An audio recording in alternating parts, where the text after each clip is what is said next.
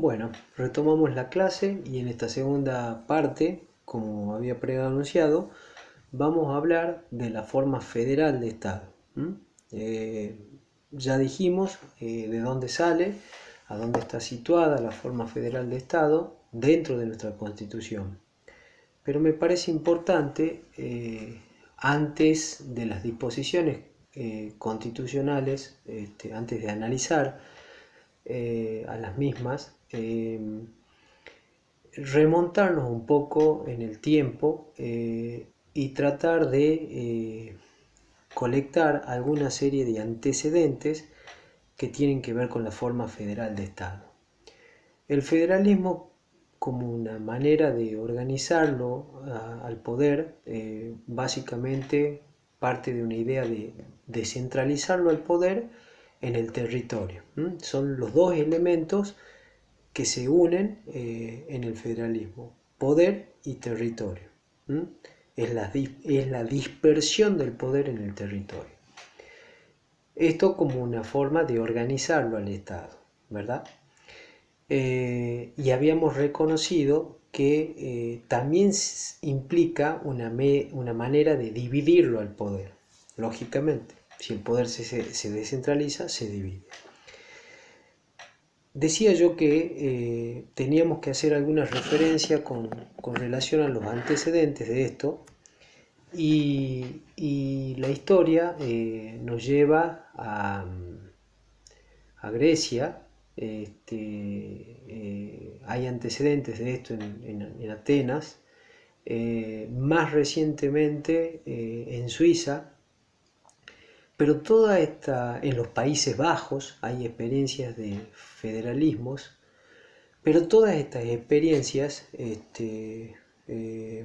la de Suiza, como para contextualizarnos en el tiempo, siglo XIII, siglo XIV, pero hasta ahí todas estas experiencias no habían tenido un régimen constitucional. Quienes realmente innovaron en el campo, en el terreno de la Constitución, en este sentido, han sido los norteamericanos con su Constitución de 1787. Veamos algunas cuestiones de Norteamérica. Estados Unidos se independiza en 1776, se independiza como colonias británicas, se independizan de la corona de Gran Bretaña, y a partir de eso empieza una serie de luchas para fortalecer su proceso de independencia, y su primera manera de organizarse fue como una confederación. Una confederación. Y esta forma confederal de organizarse de Estados Unidos no había tenido un resorte constitucional, sino que eran acuerdos entre los estados que conformaban esa gran unión que hoy es Norteamérica. Avanza en su proceso constituyente Estados Unidos, y cuando genera este adelanto, la Constitución debía ser aprobada por los 13 estados que por entonces conformaban Estados Unidos. Entonces,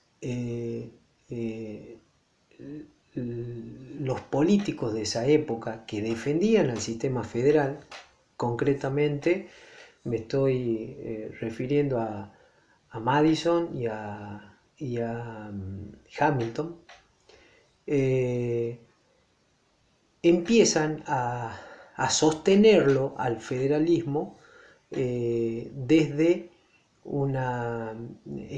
publicaciones, desde la política, desde la prensa. A partir de esto empiezan a hacer publicaciones que se hacían en los diarios de Nueva York. Madison era un representante del estado de Virginia y Hamilton era de Nueva York. Entonces ellos dos, junto a Hay, van publicando periódicamente, y esas publicaciones son conocidas como El Federalista. allí expusieron a la forma confederal de Estado y la defendieron. ¿Por qué? Porque ellos necesitaban que cada uno de los estados locales aprobase la Constitución norteamericana. Hecho que se terminó generando casi 10 años después de la independencia de Estados Unidos, y que se aprobaba la Constitución de 1787.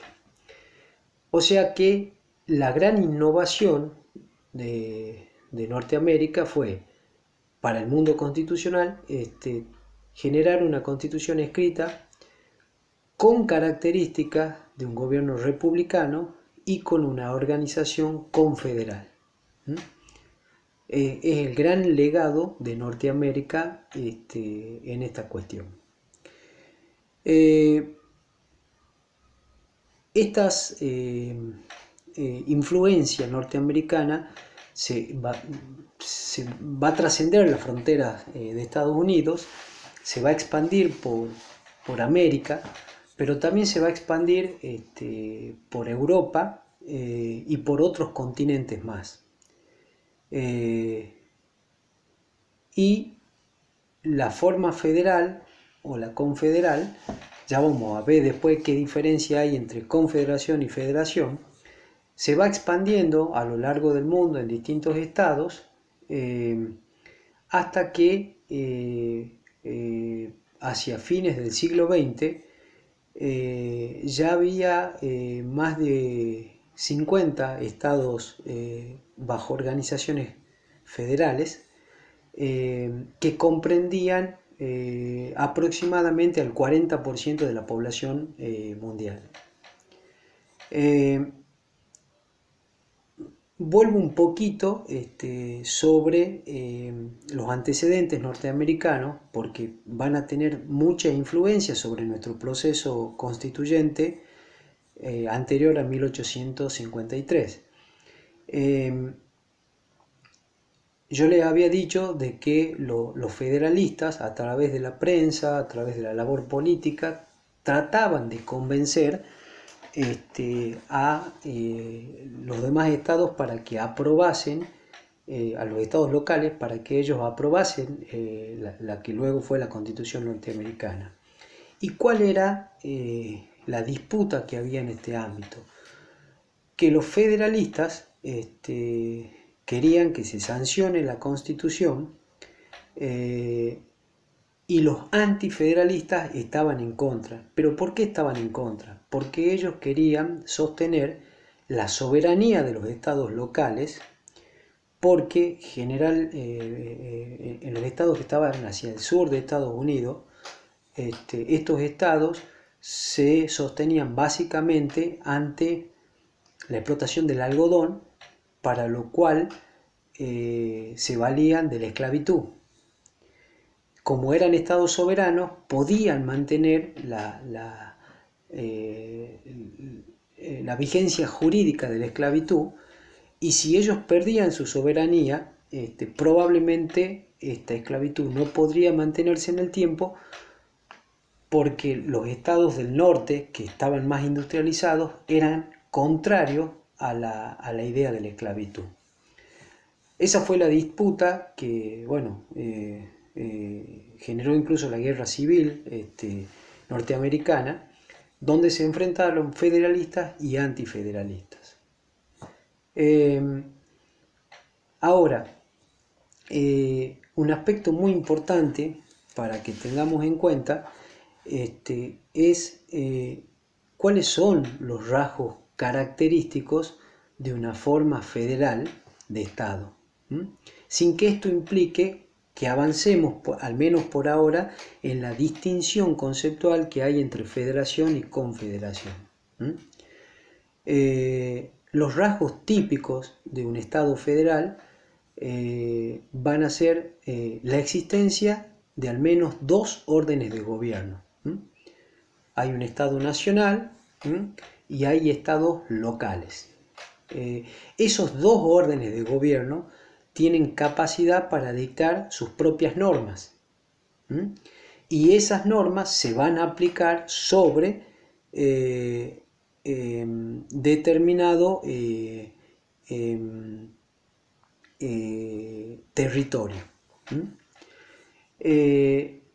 Otro elemento caracterizante de una federación es que el Estado nacional es un Estado soberano y los estados locales, acá vienen distintas concepciones, distintas doctrinas, pueden ser estados soberanos o lo que generalmente sí son estados autónomos. O sea que la soberanía se predica del Estado nacional y las autonomías se predica de los estados locales, a veces llamados provincias, a veces llamados cantones, Länder, de acuerdo a la federación de la cual hablemos. Porque dicho sea de paso, no existe un único modelo de federalismo. El federalismo, diría, es típico del país que lo haya elegido como forma de organizar el Estado. Los modelos no se reproducen generalmente, pero sí existen estos patrones comunes que yo vengo enunciando. Otro rasgo característico de una forma de Estado federal es que todos los integrantes de la federación intervienen en el proceso constituyente. También que tienen participación dentro de los órganos de gobierno que se encargan de la política nacional, de la política del conjunto. Y generalmente esa representación igualitaria la tienen en la Cámara de Senadores. Y además, otro carácter es que existe un poder judicial que tiene la capacidad, tiene la competencia para resolver las controversias que se puedan suscitar entre los estados. Acá ven ustedes cómo estos rasgos característicos de una forma federal ensamblan perfectamente con esos dos conceptos iniciales que había planteado al principio, de que la federación supone una dispersión del poder en el territorio. Otro tema de gran importancia es la distinción entre federación y confederación, porque acá hay una suerte de relación de género y especies. Podríamos decir que existen modelos de estados federales, y entre los modelos de estados federales tenemos las federaciones, las confederaciones, los estados autonómicos, las regiones, ¿verdad? Nosotros ahora simplemente vamos a establecer la distinción de los dos primos hermanos, o sea, de los dos regímenes que más se parecen, que son la federación y la confederación. Entre ellos hay diferencias bien marcadas que son las que a continuación enuncio. Una confederación es una unión de estados soberanos por medio de pactos, tratados, que son regidos fundamentalmente por el derecho internacional público. De manera que estos estados se unen por intereses comunes, pero cada uno de ellos mantiene su soberanía. A diferencia de lo que ocurre con un Estado federal, donde los estados locales, las provincias o los cantones, como ustedes quieran llamarles, de acuerdo al modelo del que se hable, se unen a través de una constitución, o sea, un cuerpo orgánico sistemático de normas que tiene la característica de ser una norma suprema para todos esos componentes que integran al todo.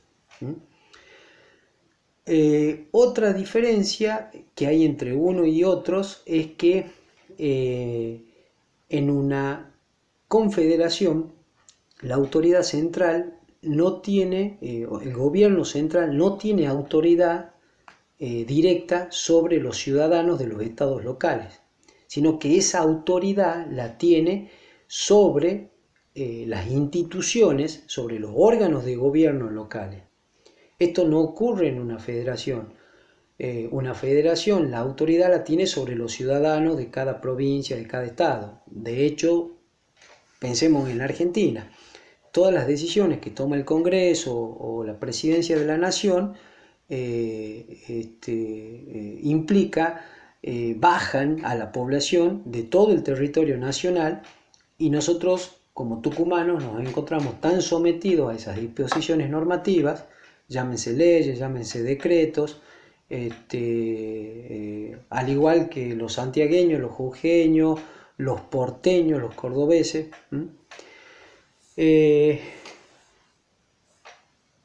Otra de las diferencias que hay entre confederación y federación es que en una confederación existen dos derechos que se llaman el de secesión y el de nulificación. ¿Qué es esto? El derecho el segundo, el de nulificación, es una facultad que tienen los estados miembros de una confederación para analizar la conveniencia de las decisiones tomadas por el Estado central. En consecuencia, ellos pueden evitar la aplicación de esas disposiciones. Pueden decidir no aplicarlas. Esto da una idea del nivel de soberanía que hay, ya que un Estado local o un Estado que integra una confederación puede negarse a aplicar lo dispuesto por el órgano central. Eso es la nulificación. Y la secesión es el derecho de retirarse de esa unión de estados confederados. Me retiro, me voy. Estos dos derechos no existen en una federación. En Estados Unidos hubo toda una discusión acerca de qué tipo de Estado federal era Estados Unidos. Y lo que hay que reconocer de alguna manera es que Estados Unidos inicialmente, antes de la Constitución de 1787, fue una confederación. Por eso es que los estados locales debían aprobar a la Constitución norteamericana. Eso da cuenta de la soberanía que tenían y en consecuencia de no aceptarla, con lo cual de alguna forma es como aplicar el derecho de secesión. No, me voy. Pero a partir de la sanción de la Constitución norteamericana, a partir de que es aprobada por todos los estados, Estados Unidos quedó constituido como una federación. Y en el famoso caso Texas versus White, la Corte dirá de que la decisión de escindirse del estado de Texas era nula, porque Estados Unidos era una unión indestructible de estados indestructibles. Con lo cual la Corte, en otras palabras, dijo: señores, acá el derecho de secesión no existe. Punto de la discusión. Esto lo dijo la Corte a principios del siglo XIX aproximadamente, y ese criterio no se ha modificado. Bien.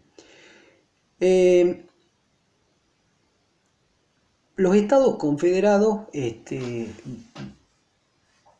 son una manera, ¿no?, de producir uniones, o sea, los estados federales, hablo en general, no importa qué tipo de federación. Esta manera de descentralizar el poder, para hablar de lo genérico, es una forma de unir a la diversidad. Y esa unión se genera por intereses que son comunes, por objetivos que son comunes. De manera tal de que el concepto de federación se lleva muy bien con otros conceptos que ya conocemos, como por ejemplo democracia, república, constitución. ¿En qué sentido? Y bueno, la democracia supone el gobierno del pueblo, supone el respeto de las libertades, supone el respeto de las diferencias,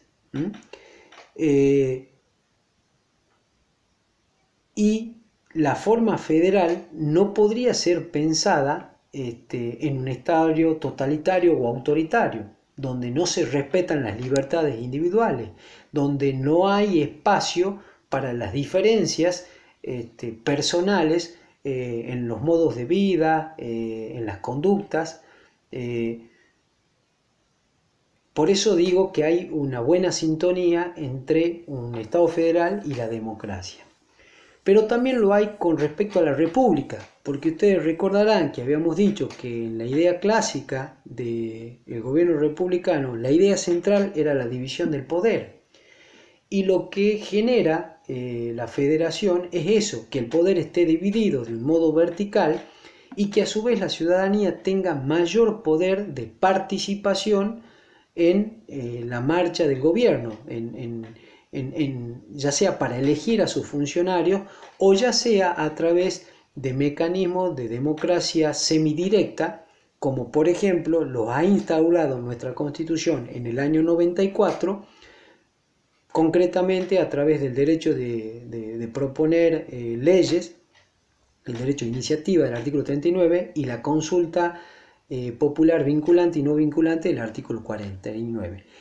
Estos dos institutos del artículo 39 y del 40 son mecanismos de participación semidirecta. Es decir, estos se diferencian de lo que sería un gobierno representativo. Y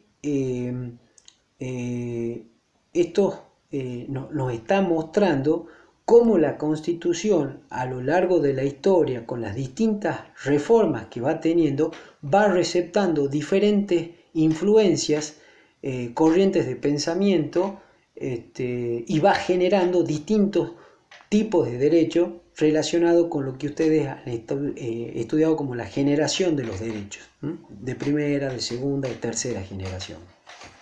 Bien, y también la palabra federalismo se lleva bien con la idea de constitución porque la federación garantiza que todos los estados que son parte de esa unidad, que es el Estado general, van a tener participación en los procesos de reforma constitucional, de una o de otra manera, pero van a tener participación.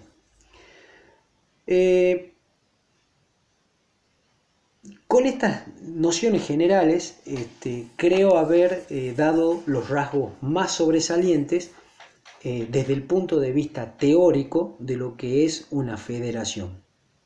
Ahora bien, vamos acercándonos más a lo que es nuestra realidad, nuestra Argentina. ¿Y qué encontramos acá? Bueno, nosotros ya sabemos de que la historia argentina nos ha mostrado que desde la declaración de la independencia y un poco más atrás, desde mayo de 1810 hasta 1852-53, nuestro país estuvo permanentemente buscando la manera de organizarse. De acuerdo a lo que habíamos visto en la clase anterior, a partir de 1820, con los acuerdos que se van generando, con los intentos de constitución, queda totalmente consensuado entre las provincias de que íbamos a tener un gobierno republicano. Sin embargo, hubo años de luchas entre unitarios y federales por determinar cuál iba a ser nuestra forma de Estado. ¿Por qué? Porque el modelo unitario tenía la idea de que el poder esté centralizado, de que haya una concentración de poder. En cambio, quienes defendían las ideas federales, que querían que se respete la autonomía de las provincias, decían no, queremos un gobierno que esté descentralizado porque dispersarlo el poder es lo que le va a asegurar a las provincias tener autonomía. En esto, ustedes recordarán, también hay influencia de la institución de los cabildos, porque los cabildos habían sido la manera más incipiente en nuestro territorio para que la población pudiera participar eligiendo a algunos funcionarios. Lo cierto es que todos estos antecedentes norteamericanos que revolucionaron el derecho, realmente generaron una revolución al derecho, por lo menos en lo que hace a la manera de organizar y de estructurar el poder. Estas ideas trascendieron y estas ideas llegaron justamente a un tucumano, a quien ustedes ya conocen, Juan Bautista Alberdi. Estas ideas también llegaron a Gorostiaga, bien digo, Benjamín Gorostiaga, que tanta influencia va a tener en la redacción de la Constitución de 1853,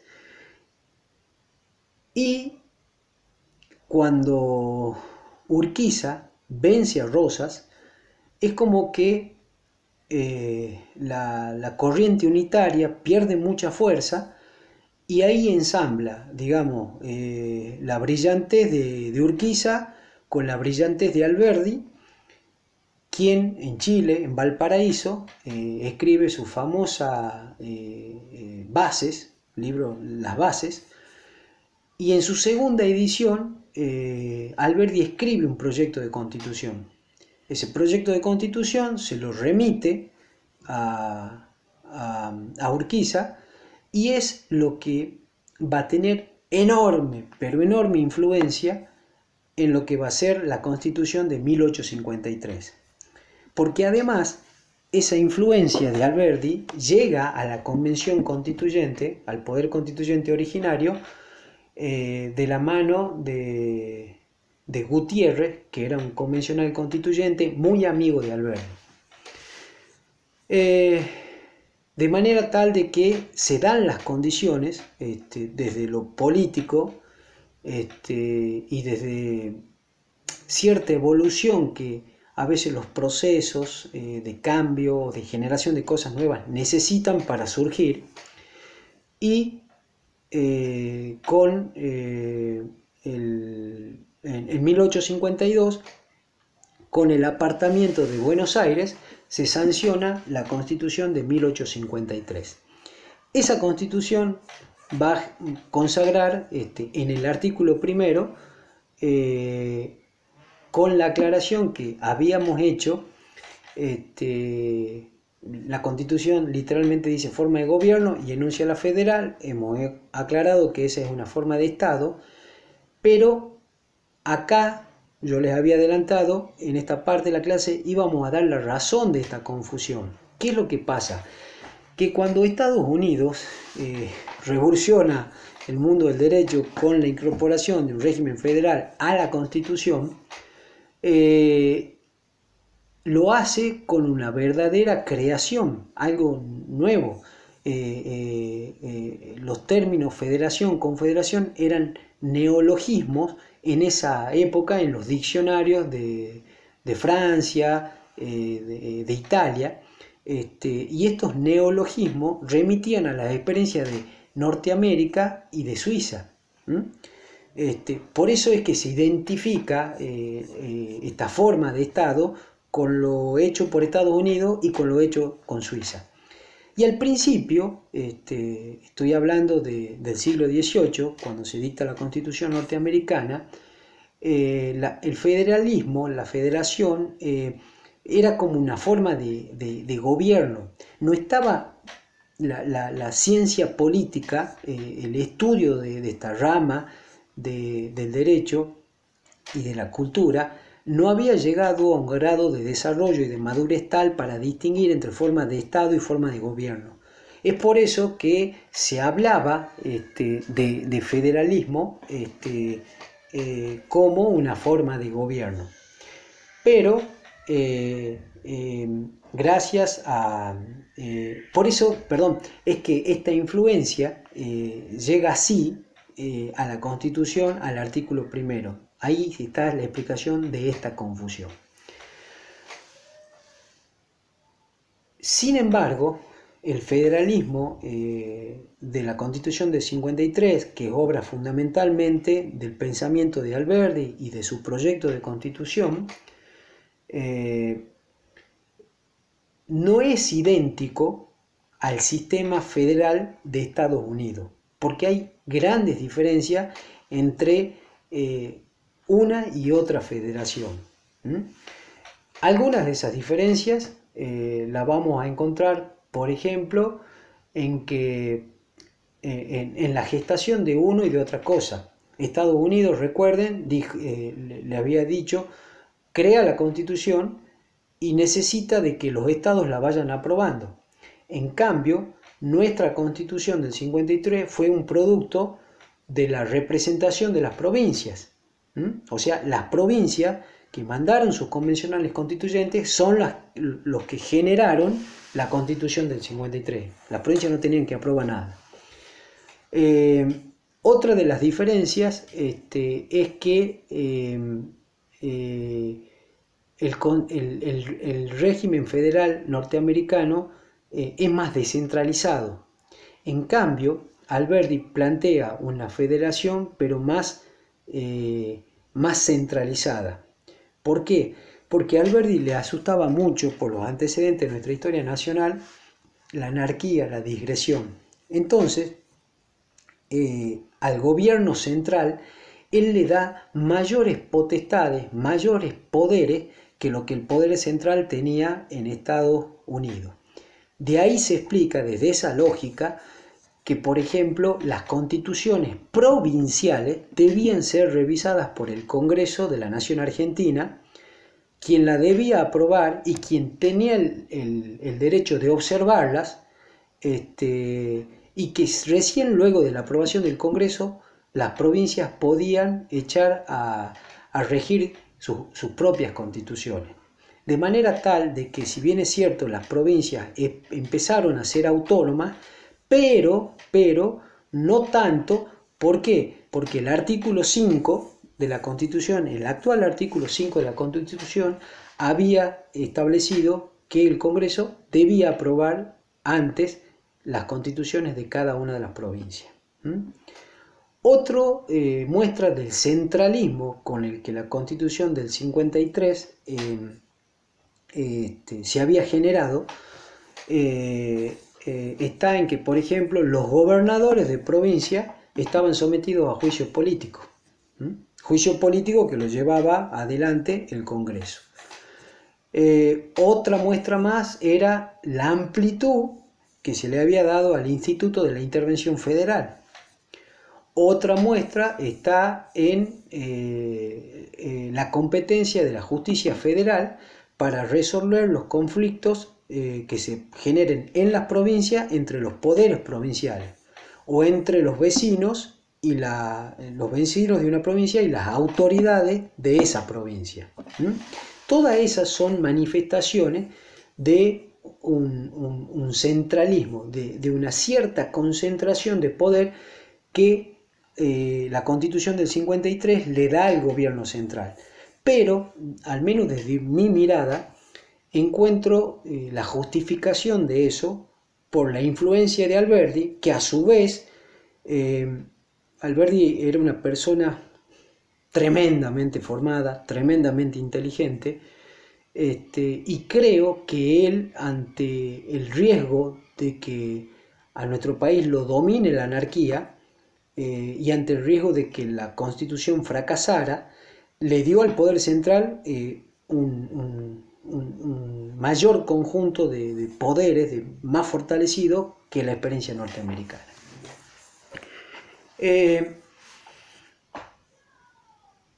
Así es entonces como nosotros tenemos una Constitución en 1853, proceso del que Buenos Aires no participó.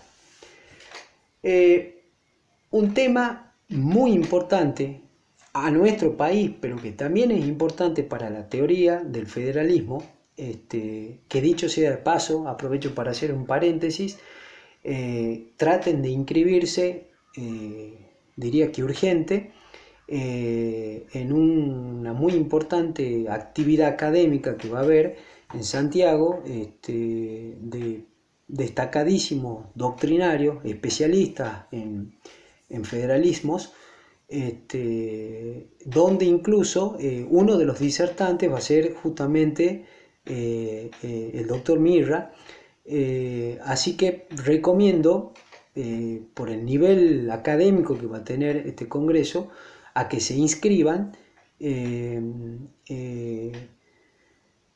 porque van a tener otras visiones de lo que yo puedo estar diciendo, van a tener una excelencia que yo seguramente no tengo, y indudablemente van a ayudar muchísimo a su formación académica con la participación que tengan de esta actividad. Los estudiantes, nuestros colaboradores y ayudantes estudiantiles, entiendo, ya les han facilitado las direcciones para que a través de internet puedan inscribirse en esto. Así que no dejen pasar esa oportunidad. Cerremos el paréntesis, volvamos al tema que estábamos desarrollando. Yo les había dicho de que existían distintas teorías con respecto al grado de poder que tienen en los estados federales, el estado central y los estados locales. Esas distintas teorías que hay, algunas sostienen de que la soberanía reside en el estado central, y que los estados locales gozan solamente de autonomía. Otras teorías dicen no, el soberano es el poder central, y más que el poder central, el poder constituyente del estado central. Esa sería como la segunda teoría. Es el único soberano. No hay otra soberanía que no sea el poder constituyente del estado central. Otras teorías han planteado de que la soberanía la tienen los estados locales, porque los estados locales son los que han generado al estado central. Entonces el verdadero poder, el máximo poder, está en los estados locales. Y después tenemos la teoría del federalista, planteada en el federalista, esas publicaciones que se hicieron en Norteamérica, donde se habla del federalismo dual. ¿Qué es el federalismo dual? Bueno, el federalismo dual es una doctrina que básicamente postula de que Estado central y estados locales son soberanos, pero dentro de determinadas atribuciones y dentro de determinadas competencias. Este modelo es el que pasaría a la Argentina, pero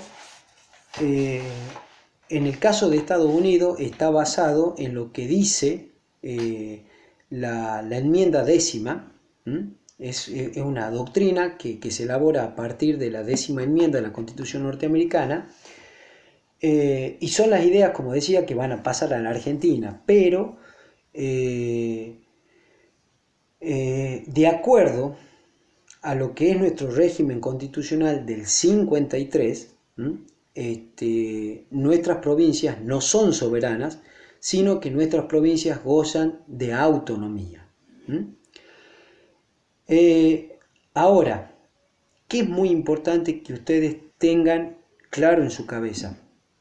Nosotros, como provincianos que somos, estamos bajo la autoridad de un gobierno provincial. Entonces tenemos un poder ejecutivo encabezado por el gobernador, el señor Juan Mansur. Tenemos una legislatura, que es unicameral, de una sola cámara, y también tenemos un poder judicial cuya cabeza es la Corte Suprema de Justicia de la provincia. Pero además de esas autoridades, que son una muestra de la clásica división del poder en tres secciones, en tres órganos, nos encontramos sometidos a el gobierno de las autoridades nacionales. Y de vuelta, que en la clásica división del poder tenemos un Congreso, que en este caso es bicameral, Cámara de Diputados, Cámara de Senadores, Poder Ejecutivo, el doctor Fernández a la cabeza, y un Poder Judicial cuya cabeza es la Corte Suprema de Justicia de la Nación. Ambos grupos de autoridades nacionales y provinciales, cada uno dentro de sus competencias, rigen la marcha de las instituciones y dirigen en mayor o en menor medida la vida en sociedad.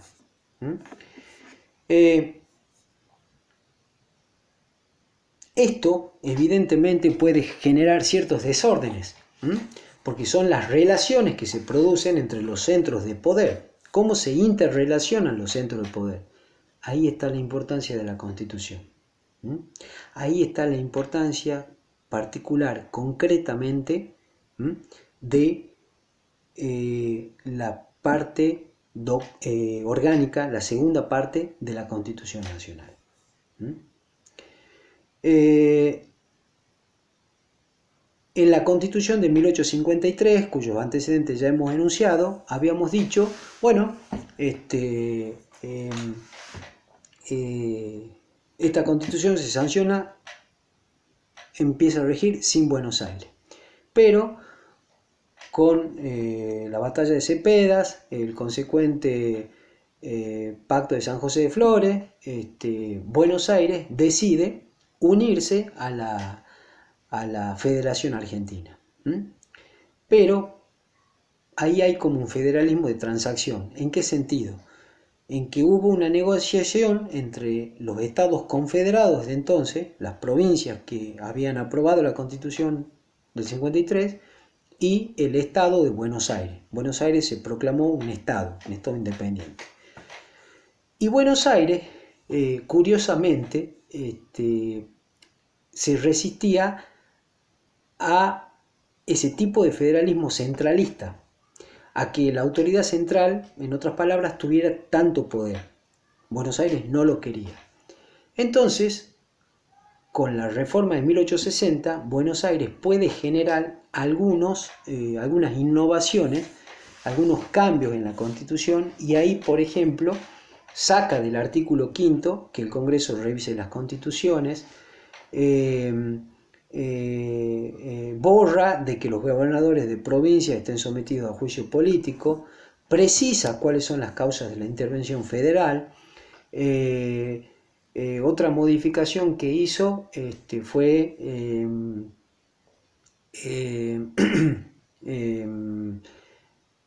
los códigos de fondo, de acuerdo a si en razón del territorio, la materia y la persona quedan bajo la jurisdicción de las provincias, porque eso eran temas de la justicia federal, de manera tal de que Buenos Aires genera que haya un federalismo más federalizado, valga la redundancia, logra desconcentrar aún más el poder.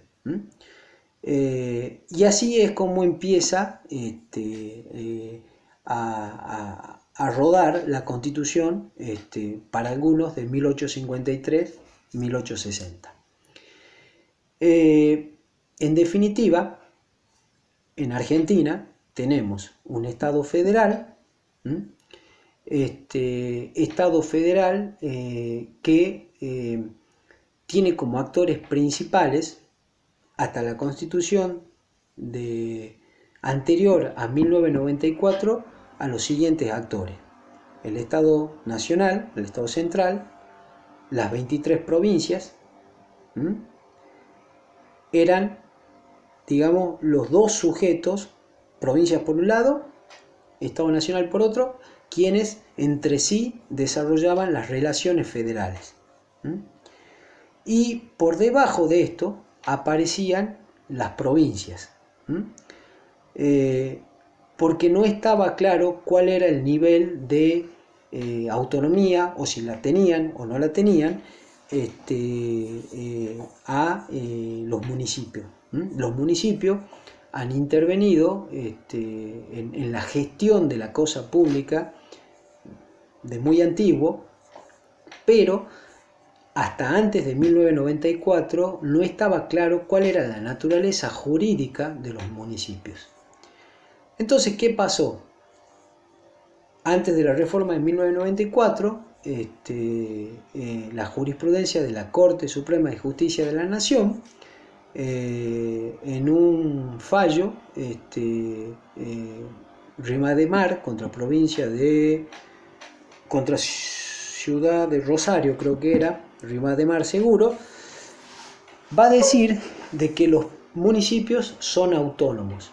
Hasta ahí la discusión en la doctrina era de si los municipios eran autárquicos o eran autónomos. Entonces, la Procuradora General de la Nación, la doctora Reiriz, quien fue docente de nuestra casa de estudios y quien fue la titular de cátedra de Derecho Administrativo B, en su dictamen va a dar las razones por las cuales defenderá la autonomía de los municipios, dando cuenta de las diferencias esenciales que hay entre un municipio que es autónomo y una entidad autárquica que es algo diferente. Estas ideas de la Corte planteadas en el fallo Rivadenear van a ser tomadas por los convencionales constituyentes y sin modificarlo al artículo 5 van a precisar el alcance del régimen municipal en el artículo 123. Entonces ahí aparece un nuevo actor en las relaciones